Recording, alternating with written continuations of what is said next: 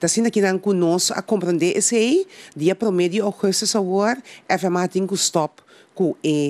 publica ovang di drogadicto na de hora na noite. Então, essa aqui tá algo que nós está de lamentar. E nós não podemos aceitar que algo que tem assim há tanto tempo tá cana, caminha que a mira verdade, que é molesta, que é gente na que estava duna de cidade, a vida menos, mas a coisa mais importante, não há uma regularidade na vida também, dor que a noite vai estar na vecaia. Então, nós queremos que essa aqui não por stop e o governo de caso que não passa toch e não está dando subsídio para aqui e 200 mil euros que mester para aqui nós está ganhando que o governo tem que fazer tudo possível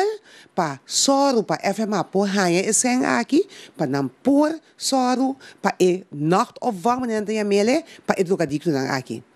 Mirando que hecho aqui da conheci há algum tempo que a tem na FMA não é subsídio como parlamentário, o senhor também pediu uma reunião pública depois de recesso ou de tratamento de pressuposto supletuar que toque e ponto aqui para bem acerca? Bom, em primeiro lugar, a carta nós mandamos sempre. Então, nós também mandamos a carta e suplicar ao ministro para fazer tudo possível para dia promédio que está outra semana, já viernes, já sábado, que o serviço aqui está seguido para sobrar é lástima, é malo para o casal, é malo para a higiene na mesa também, e bom, que tem drogadicto dentro centro de cidade, bom, que para ninguém é drogadicto, mas de caso que toque botim não, então nós fazemos tudo possível para poder dar uma vida mais melhor. De hora na noite e não só para poder